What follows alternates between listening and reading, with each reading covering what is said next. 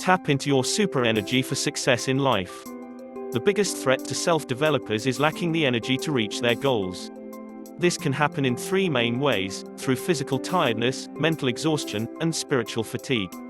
These three ways can be restored with three kinds of energy sources, what we can call super energy. Physical energy through aerobic exercise. A program of regular exercise and aerobic fitness creates the physical energy necessary to us through to our goals. Aerobic exercise is any exercise which is done with air. It includes walking, skiing, running, jogging, rowing, and physical lovemaking. The benefit of aerobic exercise is that it sends messages to the brain that we need more blood. The body responds by increasing the amount of blood in circulation, ups the level of red blood cells, hemoglobin, and plasma, and creates masses of additional blood capillaries. The result is more energy and vitality to do what we want. Aerobic exercise can have beneficial effects on all the body. On the lungs. Aerobic exercise draws replenishing oxygen into the capillaries of the lungs and helps to eliminate waste. On the heart. A healthy heart beats less per minute than an unhealthy heart. This means that it has less work to do and so is more efficient. On the brain. 40% of our blood supply goes to the brain and feeds it oxygen. The more blood we produce as a result of aerobic fitness, the more productive our brains. On the muscles. The muscles become leaner, finer, and longer. When they are strong, they also act as mini pumps for the heart. Other effects. Other effects of aerobic fitness are that the digestive system is massaged and cleansed, we sleep better, and we feel psychologically better. Physical energy through deep breathing. Deep breathing is essential in creating a healthy bloodstream, the foundation of all good health. As well as filling you with fresh air, deep abdominal breathing relaxes the solar plexus, the source of much of our attention, and internally massages the stomach muscles. It also activates the lymph system to oxygenate each cell of your body and remove waste. Breathing is life. When we think of life, we think of animation, and the Latin root for animation, anima, means both breath and soul. Breathing is the soul of life. Yet many people do not breathe properly. They breathe in shallow bursts, erratically, and with the lungs. The result is that they do not attain a state of relaxation or full energy. There are two keys to deep breathing. 1. Exhale all the air from your body before you breathe in. 2. Inhale using your abdominal muscles. As you fill your abdomen with air, your lungs also expand, and gradually you fill with air up to your throat. Physical energy through diet. The quality, quantity, and type of food you eat makes a significant difference to your health and fitness, and so to your energy levels. Put simply, you are what you eat. A number of diets have been established for years as being the basis of good health. These include eating fresh food, eating a varied diet, eating plenty of water, fresh foods, eating less, listening to what your body needs. The brain needs to be well nourished to provide all the energy it is capable of. Foods that are good for the brain includes oil from fish such as mackerel and salmon, carrots which contains vitamin A, good for scavenging up free radicals that can attack the brain, vitamin B1, found in wholemeal bread, vegetables and cereals, which helps burn up the carbohydrates which provide the brain with its energy, iron in liver, eggs and leafy vegetables which assists in bringing oxygen to the brain, and acid, part of the brain membranes, which is found in polyunsaturated fats. Mental energy. To be mentally fit, we need to get rid of the chains that shackle us to erroneous and unhelpful beliefs. These include the not enough beliefs such as I'm not clever enough, or I'm not pretty enough, or I'm not brave enough.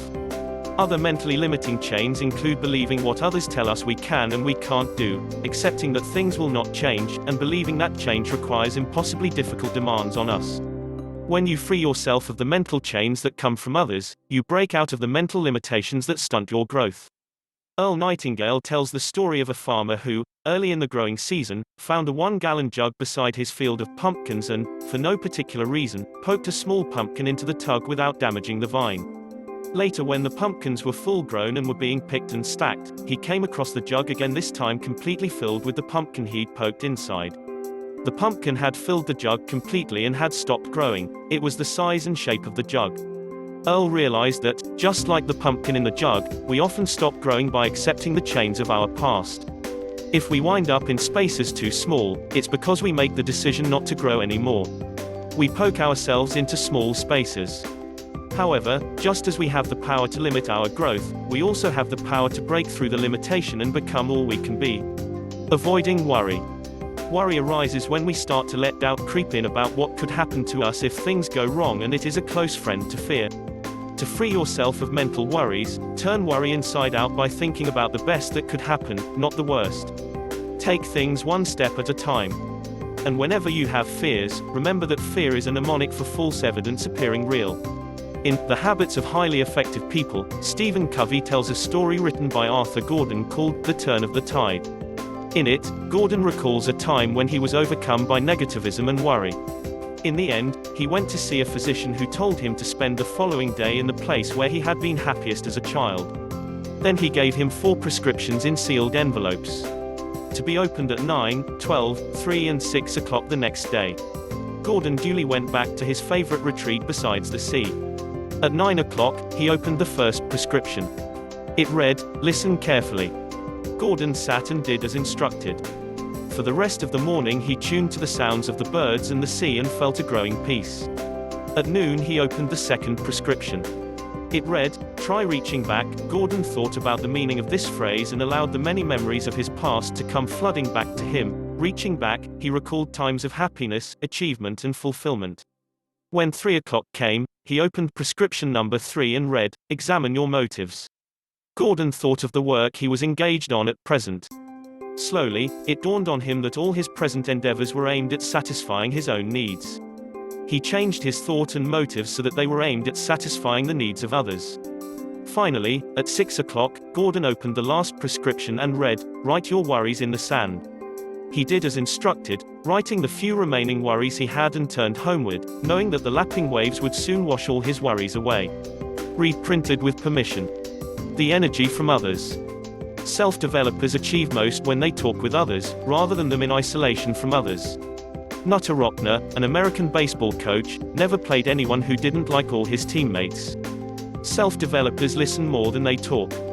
Self-developers develop the likability personality. Self-developers don't see people as superior or inferior to them. Self-developers take advice from others.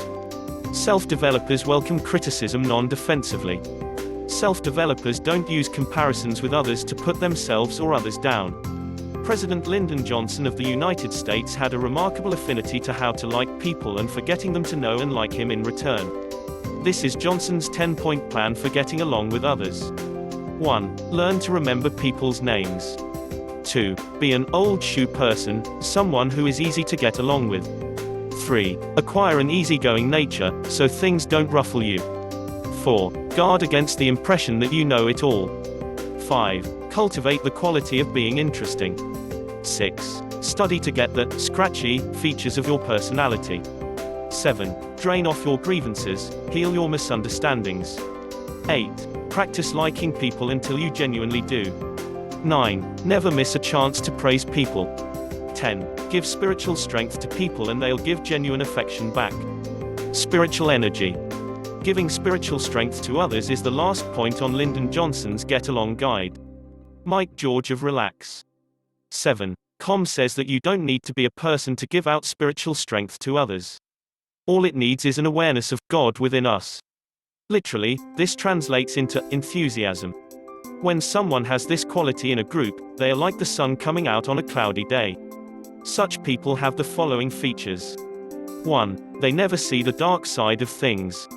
2. They are energetically proactive. 3. They don't seek the limelight. 4. They bubble with ideas. 5. They infect others with their upbeat nature. 6. They respect everyone they meet. 7. There is a sparkle in their eyes. 8. They live in the moment. In summary, super energy is a mix of physical, mental, emotional and spiritual energy. Physical energy is ours for the taking if we learn to stay fit and look after our bodies. Mental energy is available if we learn how to turn negative into positive thinking. Emotional and spiritual energy is available if we connect with ways in which we can get along. Like the sun, people who demonstrate the 3 energies have a great attraction on them.